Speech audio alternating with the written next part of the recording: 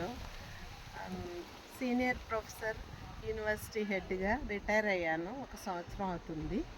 నేను ఇక్కడ దీనికి ఒక లెక్చర్ ఇమ్మని చెప్పి పిలిచారు నన్ను. సెంటర్ ఫర్ సస్టైనబుల్ ఏంటండి కౌన్సిల్ ఫర్ గ్రీన్ రెవల్యూషన్ వారు. అది ఎవరు ఉంటారు అంటే స్కూల్ స్టూడెంట్స్ ఉంటారు ఇక్కడ.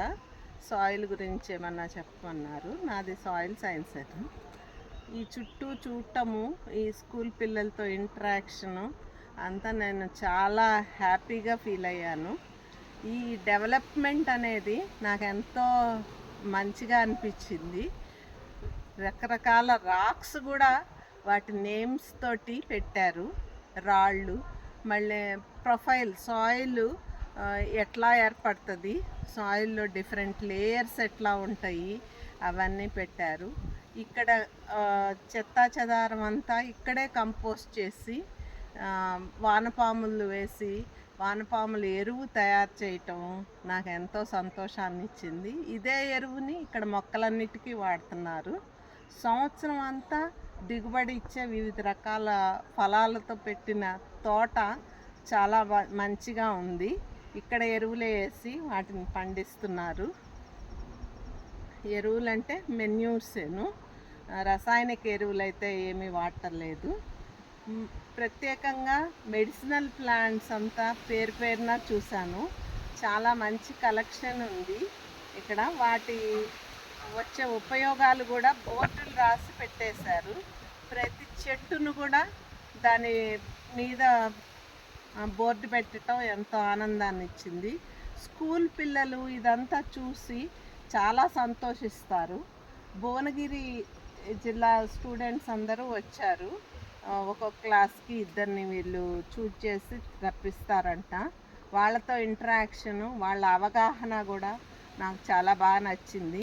కనీసం కొంతమంది స్టూడెంట్స్నైనా ఇన్స్పైర్ చేయగలిగితే వాళ్ళు ఫర్దర్గాను ప్రకృతితో మమేకమయ్యి మన వనరుల్ని, ఈ వివిధ రకాలైన ప్రకృతి వనరుల్ని కాపాడుకోవటంలో వాళ్ళ వంతు సహాయం చేసి ముందు తరాలకి మంచి నేలని, నీటిని, గాలిని అందించగలుగుతారని ఆశిస్తున్నాను.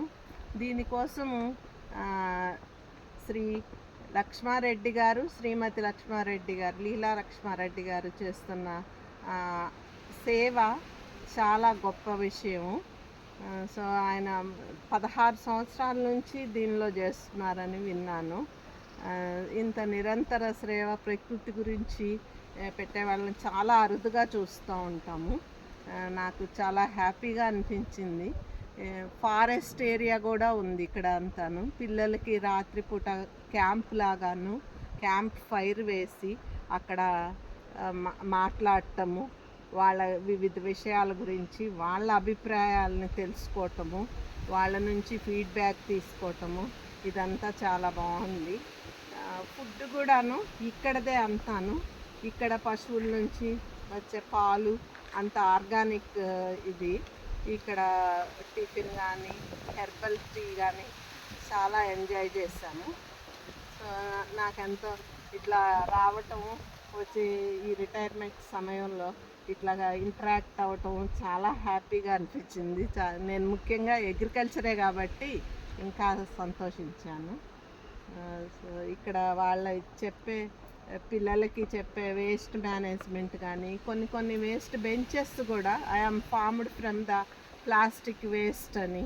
సో ఆ పర్టికులర్ పర్సన్స్ ఇండస్ట్రీస్కి తీసుకెళ్ళి ఇక్కడ వచ్చే ప్లాస్టిక్ని మళ్ళీ రీయూజ్ చేసుకొని రీసైకిల్ చేయటం కూడా చాలా గొప్ప ఐడియా లాగా అనిపించింది నాకు. దాన్ని మళ్ళీ చూపించటం మనకి, అంటే డిఫరెంట్గా ఎగ్జిబిట్ చేయటము.